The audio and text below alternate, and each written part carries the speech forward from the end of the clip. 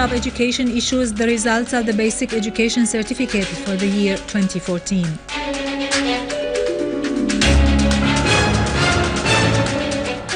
Syria strongly opposes nominating an Israeli for vice chair of the UN Special Committee on Decolonization.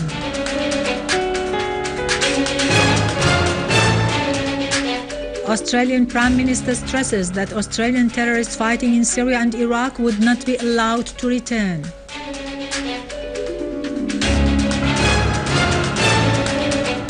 About 35 citizens are killed and more than 50 wounded by the terrorist explosion in al-Harra village in Hama countryside. Syrian Arab Army targets terrorists in Aleppo and Idlib.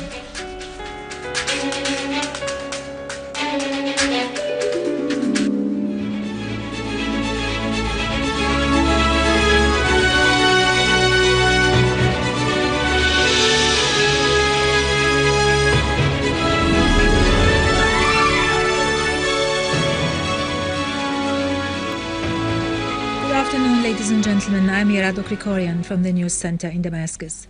The Minister of Education issued the results of the preparatory and the religious education for the year 2014. During a news conference, the Minister of Education said that the passing rate reached 74.44%, while there were 3,229,002 applicants, as 8 of them achieved complete marks in Damascus, Homs, Hama, and Latakia.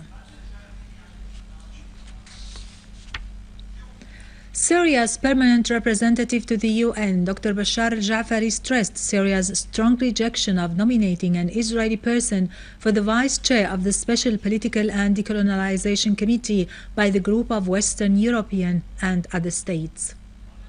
In a statement during the committee's meeting, al-Jafari said that Israel is unqualified to hold a senior position in a committee that basically rejects the Israeli occupation of the Arab territories and condemns its arbitrary practices against the Arab population under the Israeli occupation.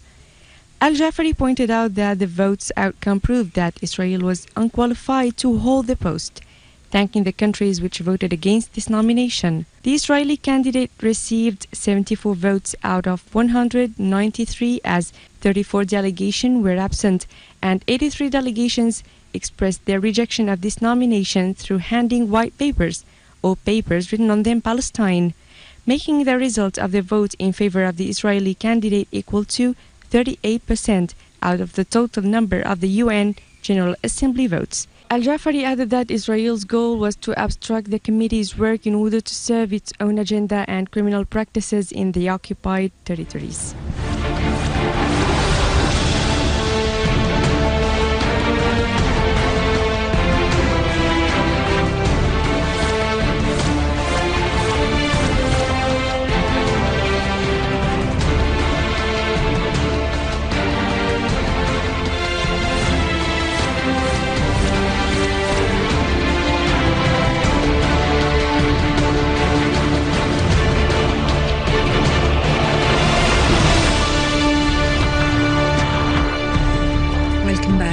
At least 35 civilians were killed and some 50 others were injured, some seriously, as a car bomb exploded in al-Harra village near Al-Ghab plain in Hama countryside. A source at Hama Police Command said that terrorists blew up a truck loaded with about 3 tons of explosive materials, which caused the destruction of a large number of houses and buildings in the village.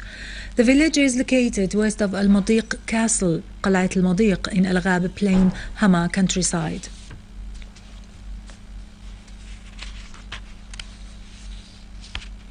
In Aleppo, Syrian Arab Army unit eliminated a number of terrorists and destroyed their criminal equipment. A military source said that the Syrian Arab armed forces targeted a terrorist group in Old Aleppo, where they destroyed terrorist dens in Hreitan, al-Layramun, Khan al-Assad, al-Mansura and other nearby areas, killing a large number of terrorists. Meanwhile, another Syrian Arab Army unit foiled an armed terrorist group's attempt to infiltrate into Aziza village and killed wounded most of its members. Syrian Arab Army units targeted a hideout for armed terrorist groups in the village of Binnish in Idlib countryside, eliminating scores of terrorists and destroying 3 cars equipped by heavy machine guns. In northern Homs countryside, Syrian Arab Army units restored security and stability to al-Slasel hill, breaking the supply line of the armed terrorist groups stationed in Al-Rastan and Tel Bise.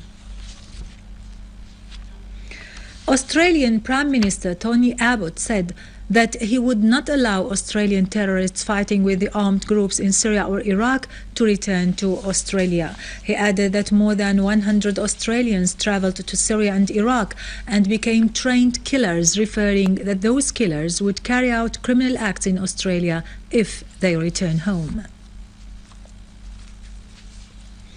Russian Defense Minister Sergei Shoigu said that Russian President Vladimir Putin ordered the Russian forces in the center of the country to be at full alert.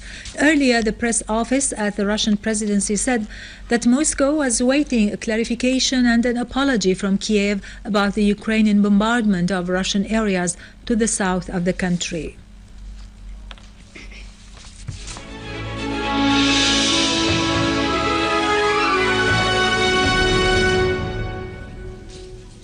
Finally, on the occasion of the Refugees World Day, UNHCR held a celebration in Damascus. On the occasion of the World Refugee Day, the UNHCR held a celebration in participation of refugees from several areas of Damascus and its countryside to express their love of life through creative imagery, as children there made puppet shows in addition to percussion shows. Moreover, some women there were able to support their families through producing handcrafts, which were sold during this celebration, while this income of such handcrafts will be due to refugees. Today is World Refugee Day. That is tomorrow, but we are celebrating it today already to commemorate the plight of refugees all over the world, all the people who have fled their homes due to violence, conflict and persecution. As you know, we have two big programs here. UNHCR is in Syria for many, many years because Syria has been very generously hosting refugees from all over the world and in particular from neighboring Iraq when the crisis there erupted. There are still a good number of refugees inside Syria, even though many have moved on. This celebration was coincided by opening a center for the UNHCR in Sweden Governorate. With this, we end our news for today. Thank you for watching. For more details about Syria and the region and to view this bulletin again, you can always visit our website in English, syriaonline.sy. Now to latest business and market news with Nariman Qassam, but after a short break.